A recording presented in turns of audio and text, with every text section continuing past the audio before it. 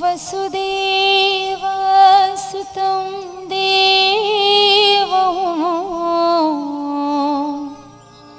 આ જગતમાં રાજા હોય કે રંક હોય, પણ જો દીકરીનો બાપ હોય તો એના મગજમાં એક જ વિચાર ચાલતો હોય કે મારી લાડલીને ઘર કેવી રીતે મળશે.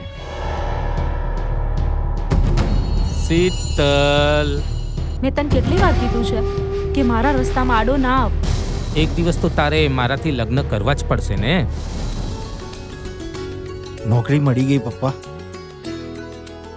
સુખી થા અને ખૂબ આગળ વધ. હે ભગવાન, આ છોકરી પણ અજીબ છે. જો આની જગ્યાએ શહેરની કોઈ છોકરી હોય તો મારી તો ધૂળ કાઢી નાખે.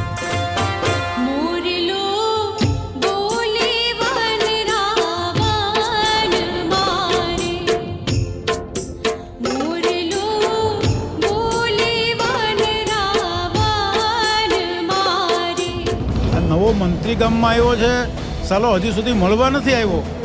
કેમ સાહેબ, હવેલી આવીને બાપુના આશીર્વાદ લેવાની ખબર નહીં પડતી?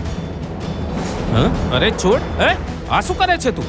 તારો બાપ કોઈ ભગવાન નથી. જે કામ બળથી ન થાય ને એ કળથી કરવું પડે. તપનો મોકો મળે ને એટલે એને પૂરો કરી નાખીએ. રે ચાલ. છોડી દે મને, તને ભગવાન ક્યારેય માફ નહીં કરે. આ કળિયુગમાં તને મારાથી બચાવવા કોઈ ભગવાન નહીં.